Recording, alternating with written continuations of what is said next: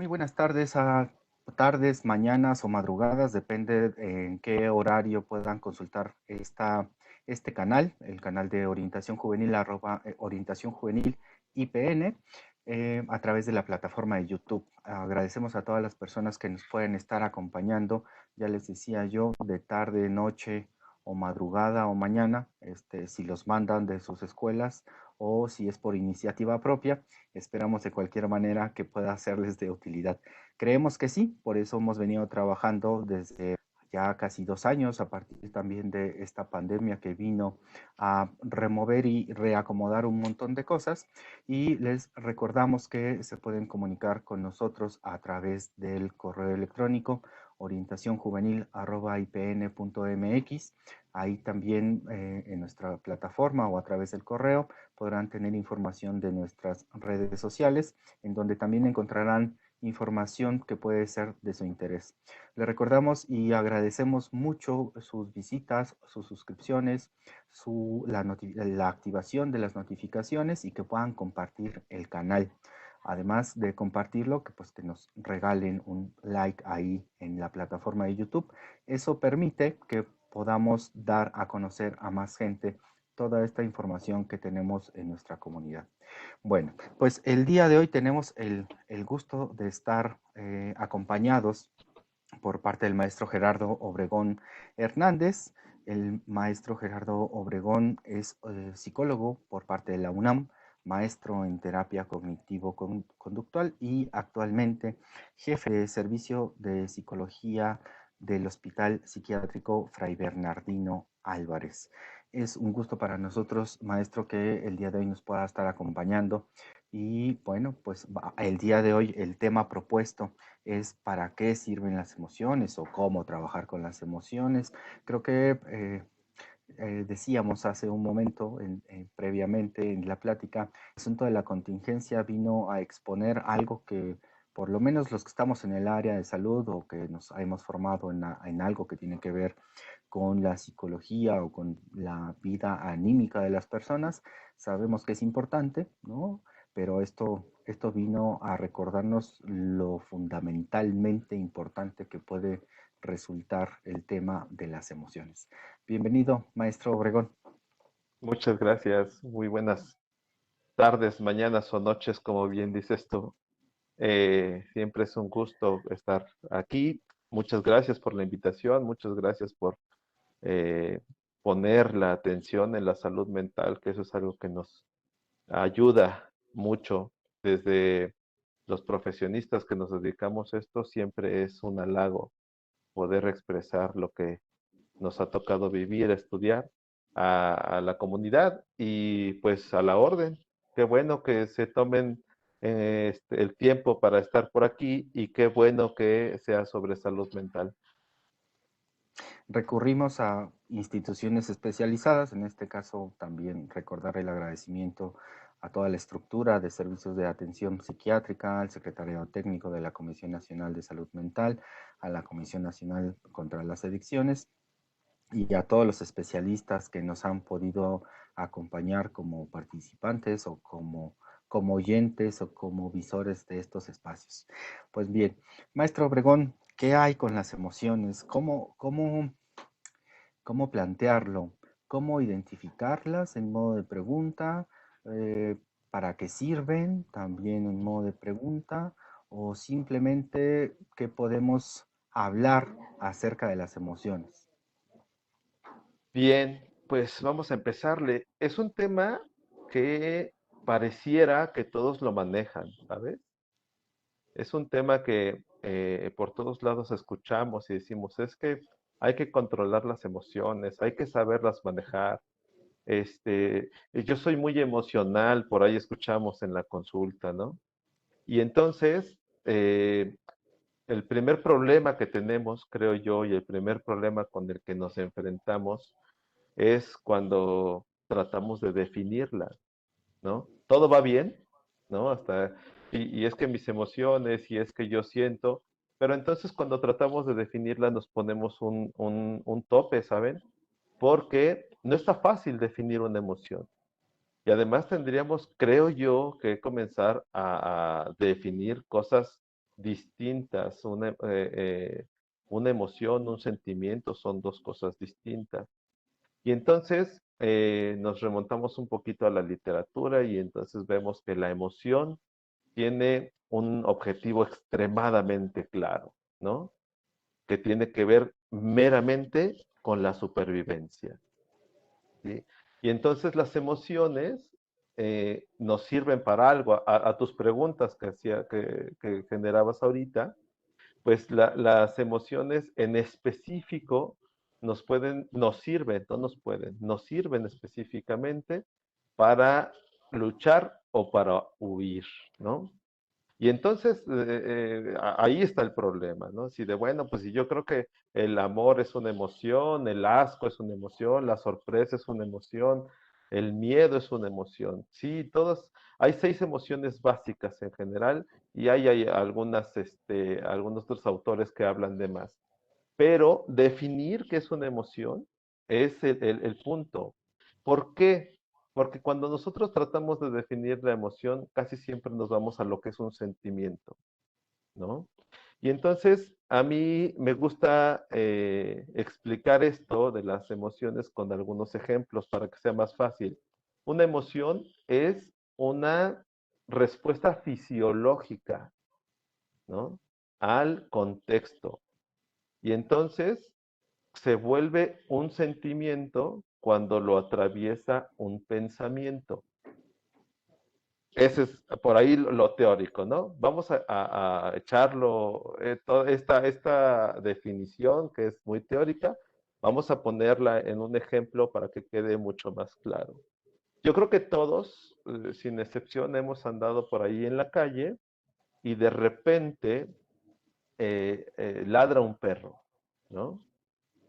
Y nuestra primera respuesta es una respuesta fisiológica, ¿sí? Una respuesta fisiológica con respecto a que sudamos, a que nos ponemos taquicárdicos, aparece taquicardia, a que hay hormigueo en brazos y piernas, ¿no? A que de repente decimos hasta vi más clarito, ¿no? Veo colores más nítidos. Eso es una emoción. La respuesta fisiológica a que posiblemente me pueda atacar un perro, ¿sí? Y esa respuesta tiene que ver con dos cosas esenciales. O luchar contra el perro o huir del perro, ¿no? Y entonces las emociones, como decíamos hace ratito, nos sirven específicamente para eso. ¿Qué pasa cuando volteamos nosotros y vemos que el perro está dentro de la casa o dentro de un portón, ¿no? Del otro lado, que no nos puede agredir? Lo primero que sucede es que cognitivamente le metemos pensamiento y decimos, claro, no me puede morder porque está dentro, está lejos, no hay forma de que eso pase. Ahí se convierte en un sentimiento.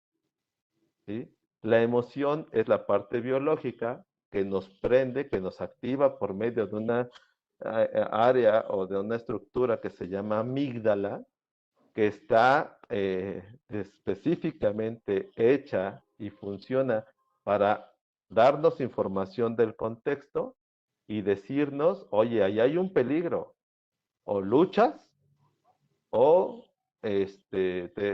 o huyes, ¿no?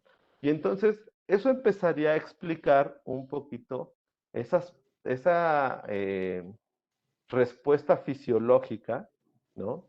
Por ejemplo, de sudar, ¿no? Sudamos, nos ponemos taquicárdicos, vemos más clarito, hay hormigón en brazos y piernas, y todo eso tiene una explicación, ¿saben? ¿Por qué sudamos? Pues porque refrescamos el cuerpo. Para eso, biológicamente, fisiológicamente es el sudor, ¿sí? ¿Por qué tendemos hormigueo en brazos y piernas? Pues porque la sangre se va a los músculos más grandes. ¿Cuáles son nuestros músculos más grandes? Pues las piernas, los muslos. Tenemos que huir, ¿no? ¿Por qué vemos más clarito? Pues porque las pupilas se dilatan para poder tener un panorama más amplio y poder decidir por dónde vamos a huir, si es que vamos a huir, ¿no? Y entonces empezamos a explicarnos cómo es que las emociones sirven para protegernos, ¿no? Y esa protección, bueno, como es fundamental, pues porque si no tuviéramos ese mecanismo para percibir los peligros, pues estaríamos extremadamente vulnerables al medio en el que estamos. Entonces, esto que parece, decía al inicio, pareciera que todos saben de las emociones, pareciera que todos sabemos de las emociones cuando nos encontramos con esta necesidad de describir lo que pasa ahora con lo que nos comparte a partir de estos ah, impulsos que pueden producirse en nosotros, es ahí eh, donde comienza a hacerse bolas el engrudo. Eso, así es. Porque entonces, podemos decir, a ver, el perro no me va a morder, y no me va a morder porque estoy viendo que está del otro lado, que hay que recordar una cosa importante, percibimos por nuestros cinco sentidos, ¿no? Y a partir de eso decidimos, entra una parte cognitiva y decidimos, a ver, lo estoy viendo que está lejos, lo estoy escuchando que está lejos, ¿no? No puede atacarme. Toda la información que entra, por los cinco sentidos, la fragmentamos, la entendemos y damos una respuesta. Entonces, no es lo mismo hablar de emociones que sentimientos, ¿sí? La emoción es esa parte biológica que nos prepara para eso, para huir o para luchar, ¿no? Y el sentimiento ya se vuelve un sentimiento cuando lo atraviesa una cognición, un pensamiento, y podemos decir, claro, pues este perro, es más, la otra, si el perro sí está afuera, pues ¿qué hacemos? ¿No? Pues ya lo atravesó un pensamiento que nos dijo, ah, sí viene el perro, sí está suelto, se ve bravo y además tiene unos dientes gigantes, tenemos que salir corriendo, ¿no? Pero el cuerpo ya está preparado para eso.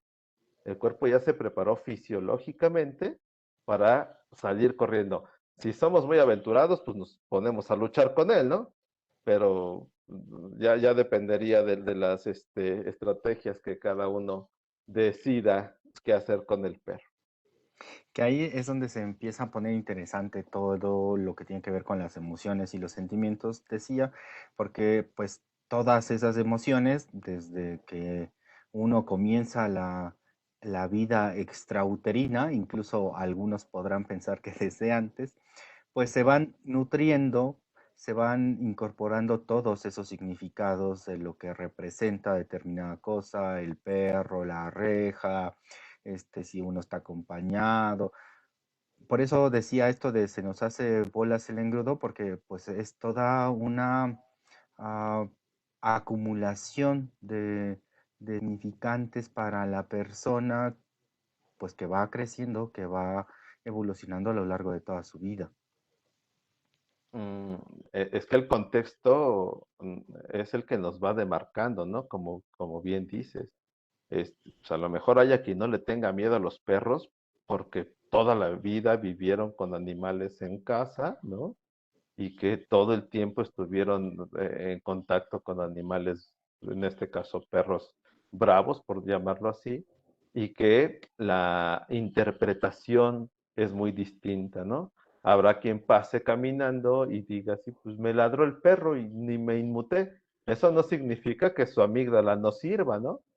Eso significa que de alguna manera también en su experiencia de vida pudo haber entendido que los perros, dicen por ahí, el que ladra no muerde, ¿no?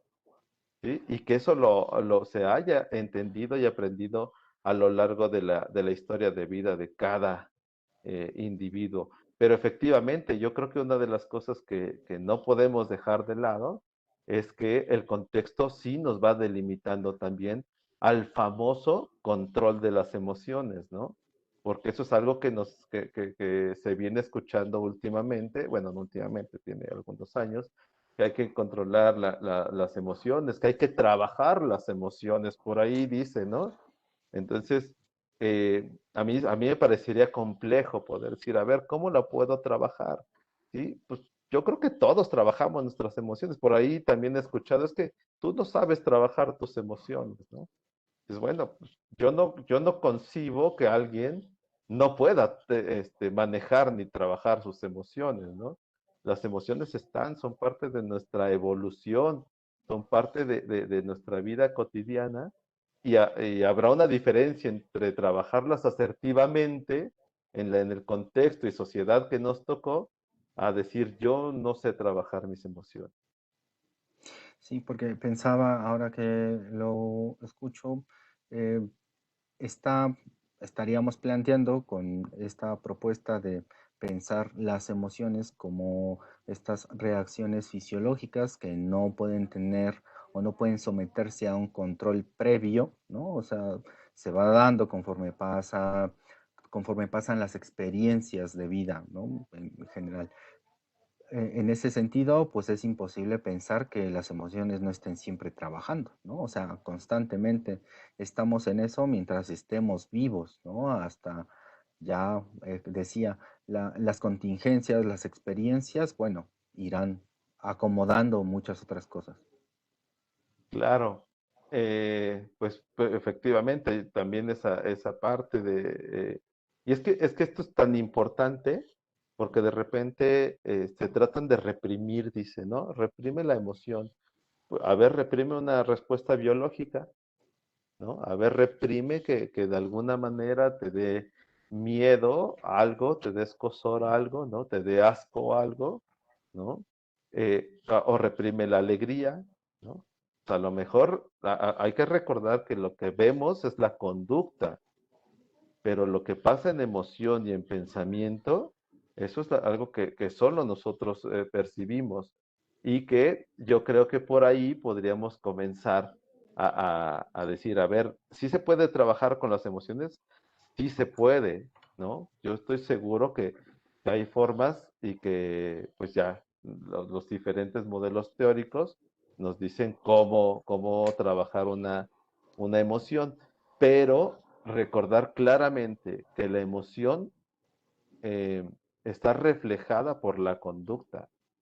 ¿Sí? Lo que vemos de los seres humanos a lo largo de todo el contexto en el que nos desenvolvemos es sus conductas.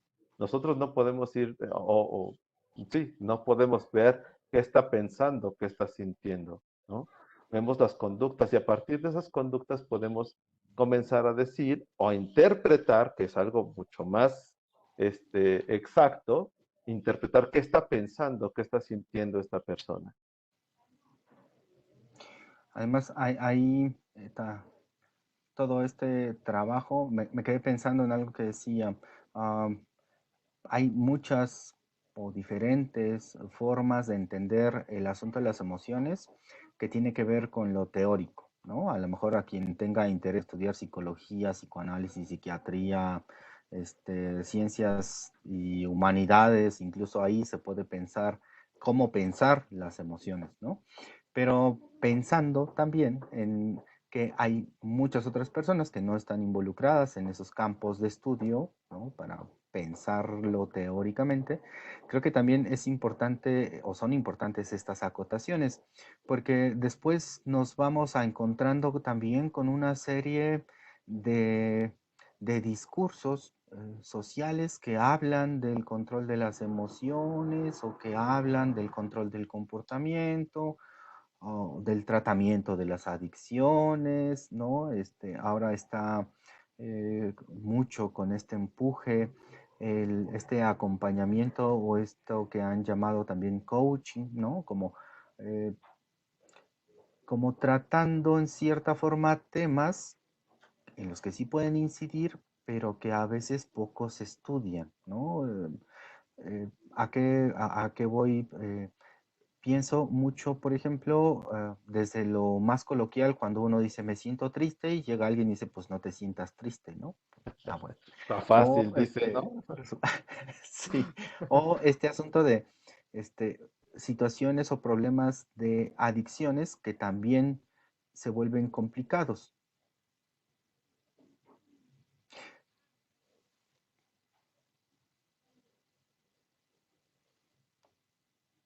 Le comentaba sobre estas situaciones que pareciera que muchos conocen, que mucha gente tiene ah, esa formación a veces para tratar de eh, incidir en el comportamiento de las personas, pero no siempre es así.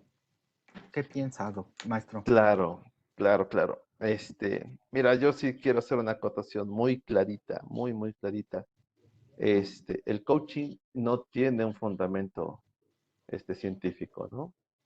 Hay modelos teóricos. Los modelos teóricos, como bien lo mencionabas, puede ser el psicoanálisis, la terapia cognitivo-conductual, la terapia sistémica, la gestal que se enfrasca mucho en estas emociones, en las emociones, pero el coaching como tal, y creo que es un extraordinario momento y este es un extraordinario medio para poder acercar a la gente cosas que tengan que ver con la ciencia, con el método científico, y pensar o plasmar aquí que el coaching puede ser un modelo teórico que pueda explicar el comportamiento o que pueda ayudar en la salud mental, a mí me es importante dejar claro que no, ¿no? Que el coaching no es ni no tiene un fundamento científico con el cual podamos apoyarnos para ayudar o para entender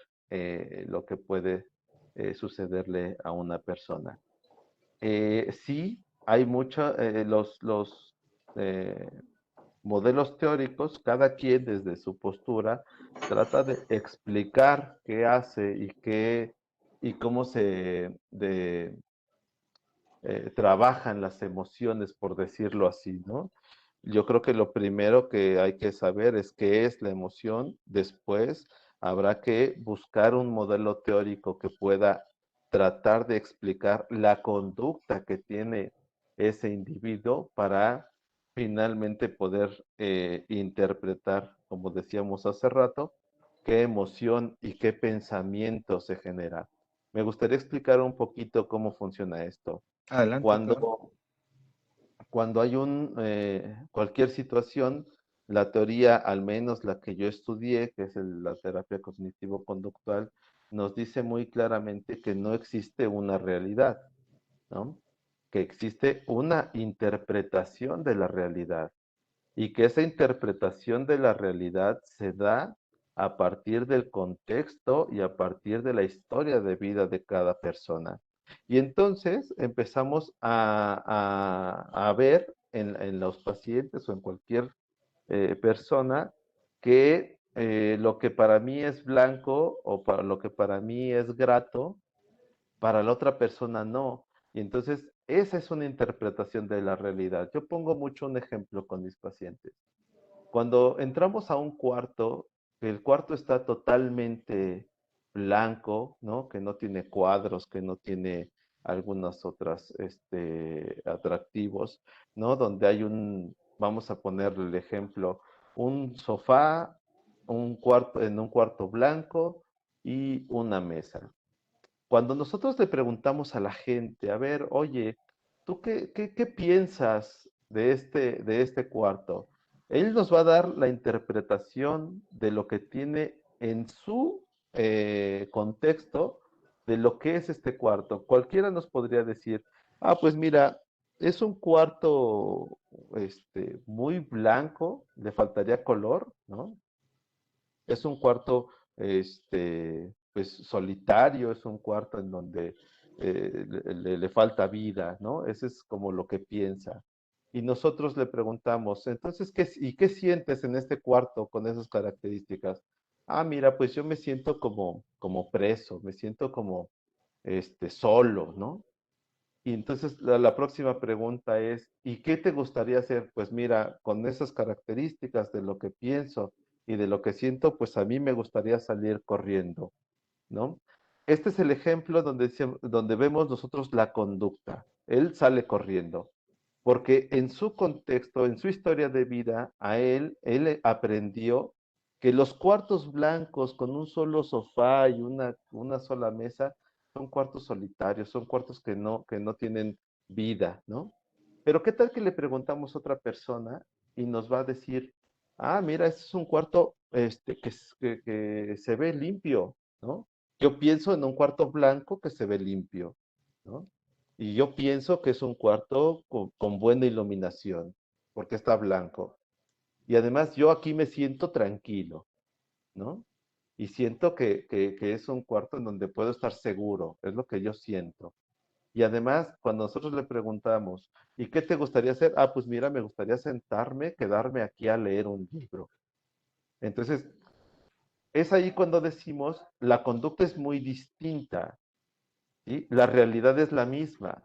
Es un cuarto blanco con un sofá y una mesa, ¿no? Pero la interpretación que nosotros le damos es distinta y la interpretación que nosotros le damos tiene que ver con lo que nosotros hemos aprendido a lo largo de la vida. ¿Qué tiene que ver todo esto con las emociones? Pues que la emoción nos invita a la conducta, ¿sí? Y que la emoción que nos genera y ese sentimiento que nos genera estar en un lugar, ¿sí? Nos invita a la conducta. Entonces, yo creo que los modelos teóricos que nos empiezan o que nos explicaron ya cómo funcionan las emociones, tienen todos que ver con el hecho esencial de que lo que vemos de los demás es su conducta. Y a partir de la conducta interpretamos lo que la gente puede estar pensando o puede estar sintiendo. ¿Qué hacemos? Pues lo corroboramos con un interrogatorio directo. Pero creo que esto es extremadamente importante porque entonces tú lo decías hace unos momentos, todo el tiempo estamos en contacto con las emociones, los sentimientos, los pensamientos y las conductas. Y además, importante comentar y recalcar esta acotación que hacen, ¿no? El asunto de las corrientes de estudio o modelos teóricos o concepciones teóricas es una cosa, ¿no? Y la otra cosa son espacios en donde esos modelos también pueden encontrar cierta cabida, como tratamientos, ¿no? El sector salud, espacios terapéuticos, y otras distintas podrán ser aquellos en donde esto no se trabaje o donde la gente pueda incluso ser maltratada, ¿no? Pensaba en estos espacios como los que llaman granjas, ¿no? O anexos en donde cierto comportamiento más bien es catalogado como algo indeseable y puede ser castigado y la gente termina muy maltratada. Con respecto a esto que ven hablando, ¿no? A los sentimientos, Lastimada, ¿no? Claro, así es. agredida.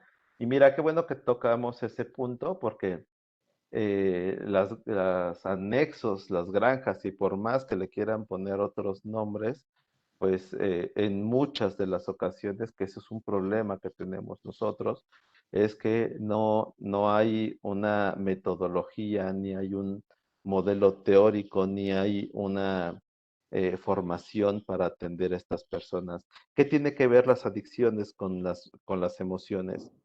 Eh, hay este, sustancias, ¿no? El consumo de sustancias se divide en dos, las que son activadoras y las que son inhibidoras, ¿no?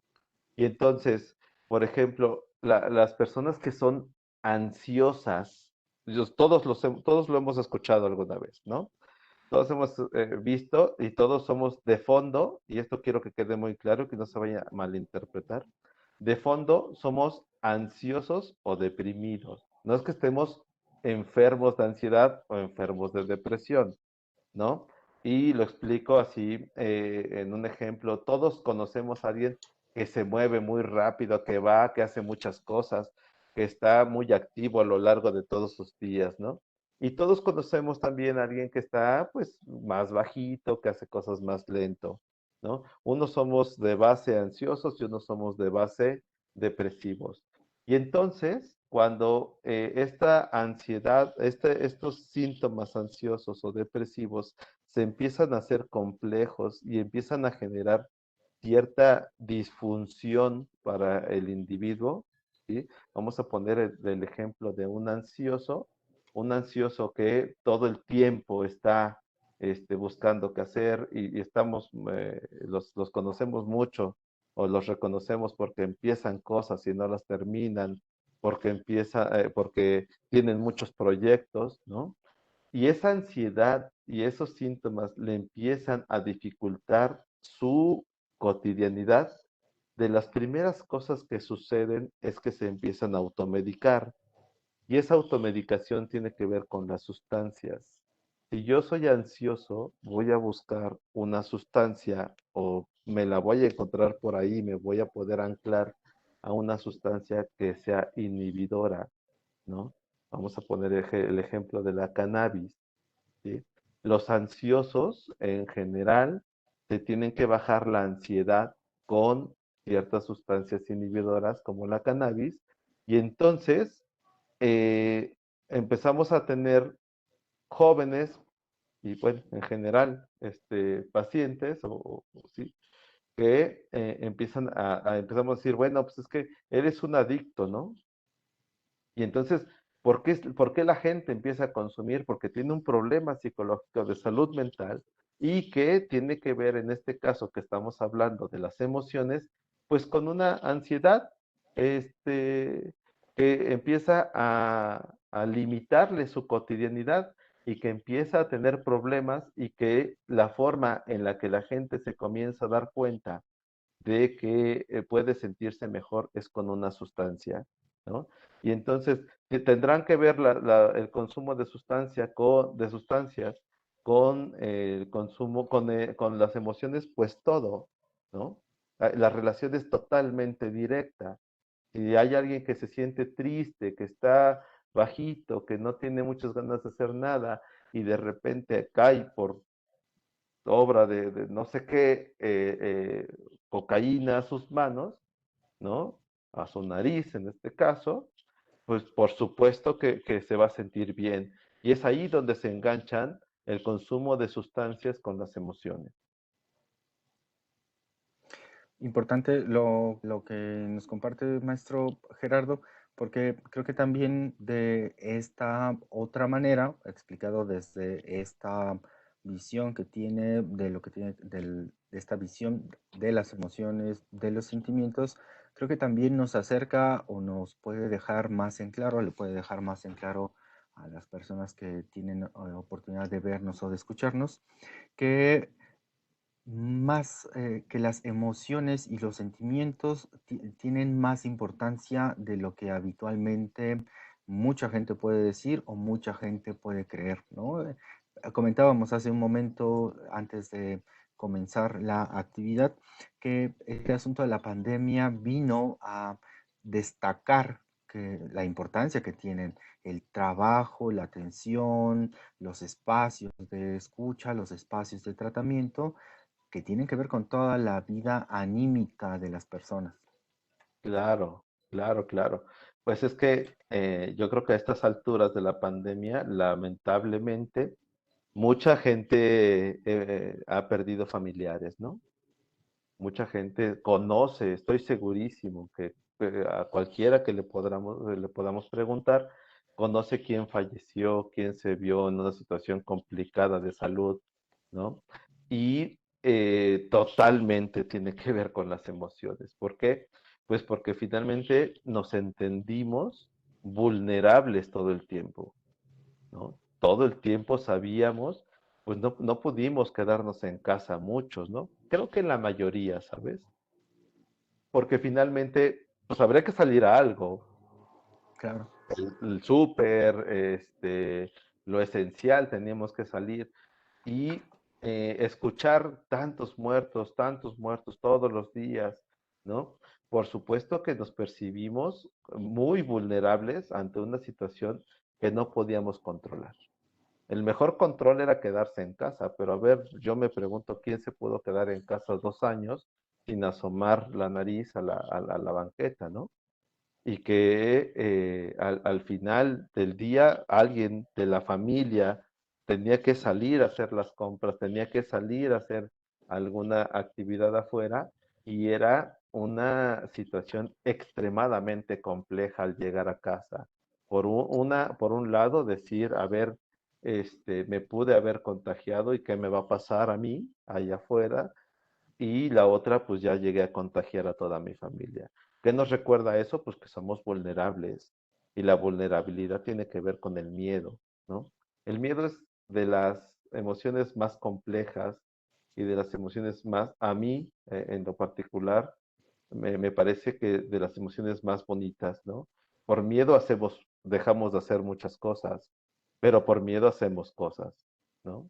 Es como una moneda de doble cara, ¿no? Que dependiendo otra vez de lo que hayamos aprendido, a lo mejor por miedo nos echamos a correr, pero también por miedo emprendemos proyectos, ¿sí? Y entonces la pandemia pues nos deja claro que somos personas que somos vulnerables, que nos puede suceder algo a mí o a nuestra familia, y aquellos que éramos, porque pues, me sumo, ansiosos, que la ansiedad tiene que ver, la ansiedad como tal está sustentada en una emoción que se llama miedo, ¿no?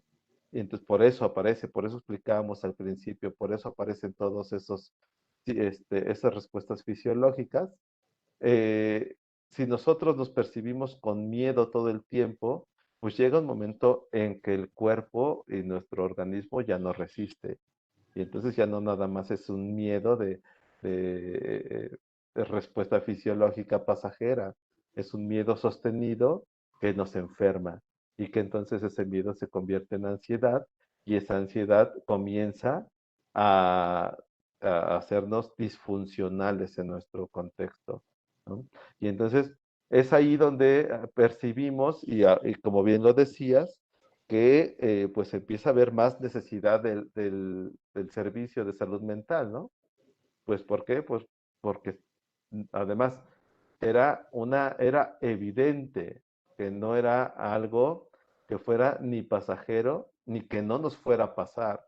Al revés, en la segunda ola, casi a todos nos tocó estar frente al COVID. En esta, ah, ante esta contingencia, bueno, han quedado claras más estas situaciones, estos escenarios que muchas familias, que muchas personas han vivido, han transitado hasta la fecha. En su opinión, ¿cómo ve las cosas hacia futuro Hacia futuro sobre la sobre todo pandemia. no, bueno, entre la pandemia y toda la atención y la demanda en materia de salud mental? Bueno, no, sí, me la pones complicada, ¿no? Pues, Bueno, ¿qué, pues qué le yo hace creo que pensar, pues?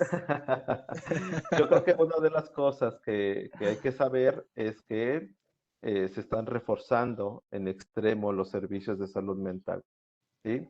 No es que haya más enfermos ahora, ¿no? No es que la pandemia nos haya traído más, yo creo que detonaron más personas, gente que estaba sostenida sobre una cotidianidad, a lo mejor sí de miedo, a lo mejor sí de tristeza, pero que el contexto nos dio la evidencia clara que nos podíamos morir, que nos podíamos perder a alguien, que podíamos sufrir, ¿no? Y eso comienza a detonar muchas patologías, psicopatologías. Y entonces, ¿qué se hace desde este lado? Pues tenemos que reforzar los servicios de salud mental, ¿no? Cosa que se está haciendo con gran éxito, pero que se entiende que nos llevará tiempo y que se entiende que tampoco es una cuestión en donde se truenen los dedos para poder generar. Hay recursos, por supuesto que hay recursos, estoy seguro que hay mucha gente capacitada, que las instituciones tienen gente capacitada y que lo que estamos buscando es capacitar mucha más gente. Explico esto desde los tres niveles de atención que hay en el país para la salud en general y en este caso específico para la salud mental. Tenemos primer nivel, que son nuestros centros de salud, que es a donde más llega gente, ¿no?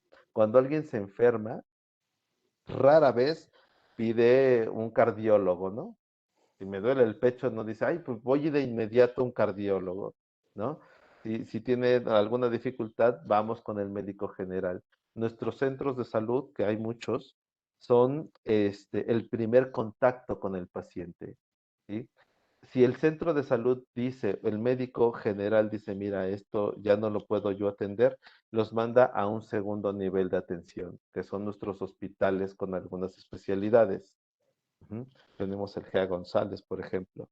Y el tercer nivel son hospitales de alta especialidad o de especialidades, ¿sí? Entonces, ¿qué se está haciendo con respecto a la salud mental? Primero, capacitar el primer y segundo nivel de atención, ¿sí? ¿Por qué? Pues porque de alguna manera ahí es donde podemos frenar que se desborden los hospitales de especialidad. En este hospital, en el Hospital Fray Bernardino, tendrían que llegar todos los pacientes que ya no pudo o que no tienen cómo resolver el primer o el segundo nivel, aunque lo que se pretende es que sí lo resuelva el primer y segundo nivel, ¿eh? Que con la capacitación que se está dando y que se está llegando a casi toda la República Mexicana, podamos disminuir la población que hay en los hospitales. ¿Por qué? Porque hay otra cosa importantísima y te cuento. Lo que se pretende es educar al familiar del paciente con salud, con problemas de salud mental, para que lo cuiden en casa y para que entiendan esta enfermedad. No está fácil poder tener un paciente esquizofrénico en casa, por ejemplo, un paciente francamente deprimido, con el famoso échale ganas, no sucede nada, ¿no? Con la situación de a ver, ya levántate y ponte a hacer cosas, no sucede nada. ¿Qué se hace y qué se pretende y se está logrando?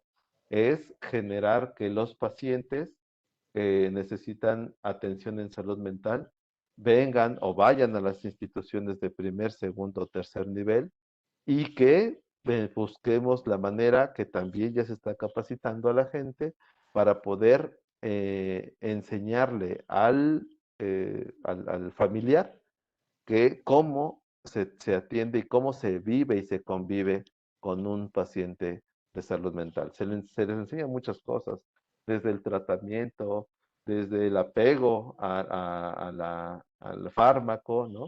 Desde la terapia que se les da en algunos lugares especializados para enseñar que lo que hay que aprender es a convivir con este tipo de pacientes.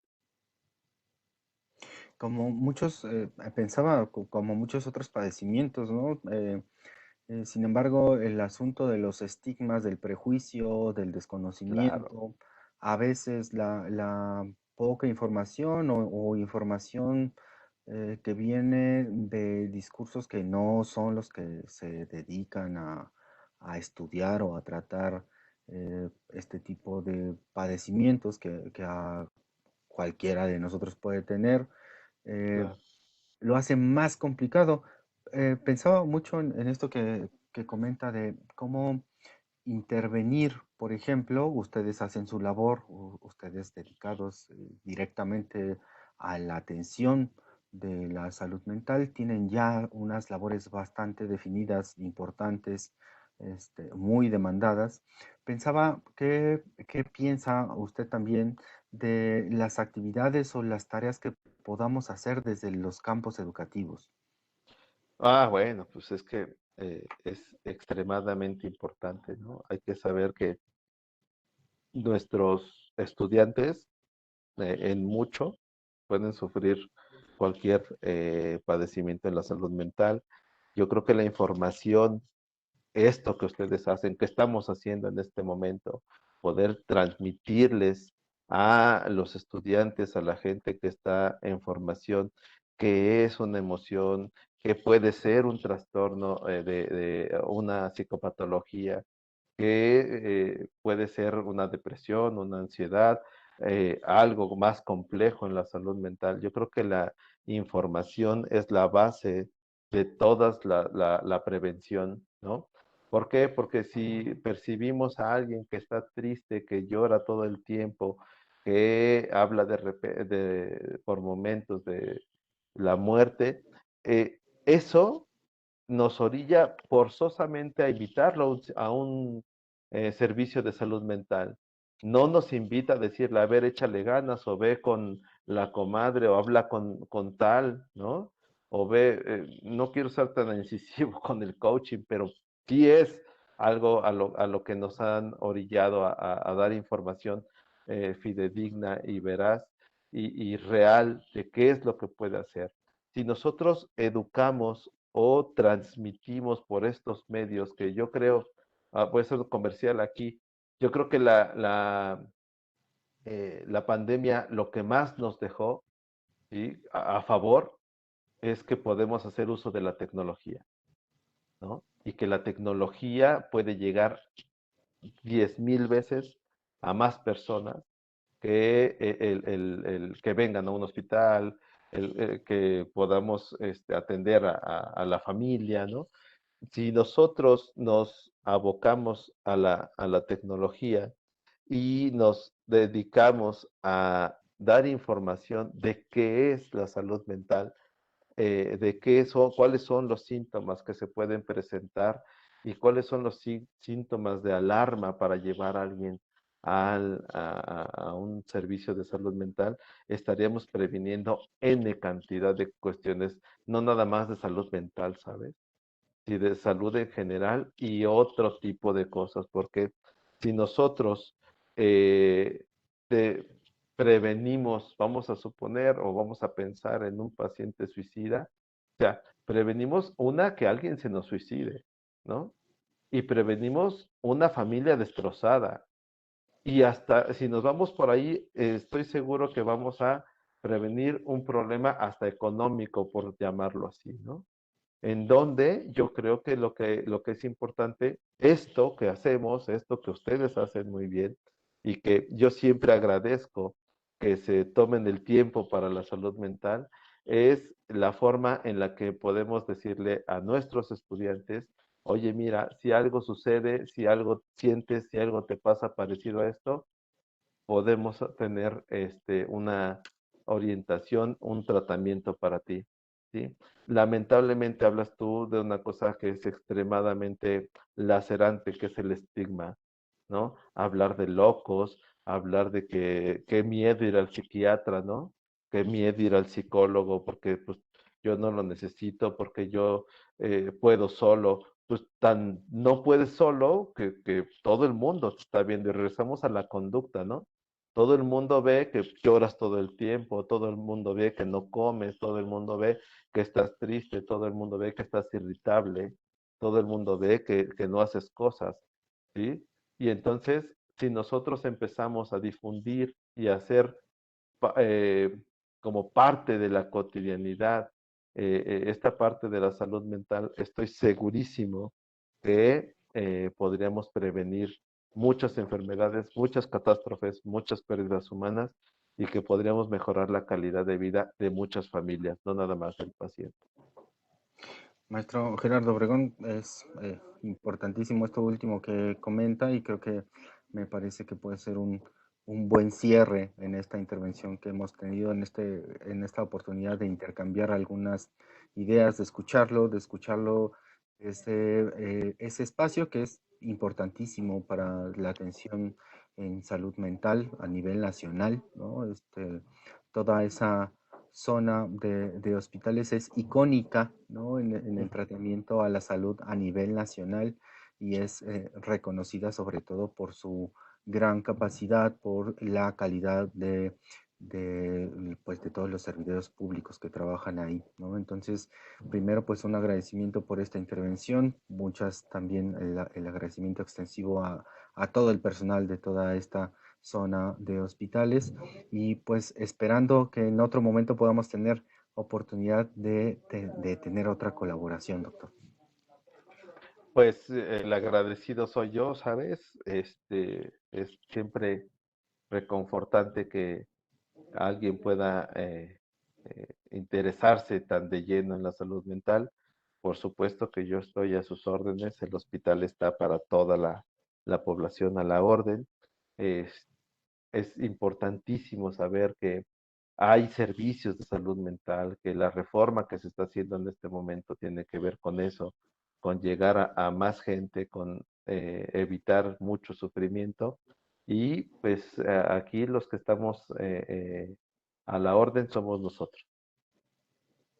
Importantísimo también lo que nos acaba de comentar con esta nueva modificación normativa que pretende hacer ajustes a toda la estructura en materia de salud mental y pues será también complicado porque habitualmente poner el dedo sobre las llagas no es agradable, pero a veces es necesario y creo que ya era momento de que se pudiera hacer también una intervención en ese campo que hemos comentado y con otros ponentes también hemos tenido la oportunidad de hacerlo, un campo que habitualmente no se le da la pertinencia que tiene, aunque sí conocemos los efectos que tiene, ¿no? Esto Así que es. nos acaba de ilustrar perfectamente. Así es, digo, pues ya era tiempo, pues sí, claro, ya era tiempo, ¿no? Nosotros estamos muy contentos de poder ser partícipes y ser personal activo en esta nueva forma de hacer salud mental, que por supuesto todo el origen es el buscar que los pacientes, los consultantes, dicen por ahí, sufran menos, ¿no? Para eso estamos y siempre es un orgullo compartir esto con usted. Maestro Gerardo Obregón Hernández, jefe del Servicio de Psicología del Hospital Psiquiátrico Fray Bernardino Álvarez, agradecemos mucho que nos haya podido dar este tiempo de colaboración. Agradecemos a todas las personas que nos han también acompañado desde sus casas, desde la calle, lavando los trastes, abajo de las cobijas, desde donde sea. Pero muchas gracias por escucharnos, por acercarse a un espacio, un momentito, un espacio de su tiempo. Agradecemos mucho que nos acompañen. Recuerden, estamos aquí para ustedes, para trabajar a favor de todos los temas que podamos ir sacando, ¿no? Recuerden escribirnos a orientacionjuvenil@ipn.mx, también a través de nuestras redes sociales. Estaremos al tanto de sus comentarios. Muchísimas gracias. Muy buena tarde. Muchas gracias, maestro Obregón. A la orden, muchas gracias. Que esté muy bien. Igualmente.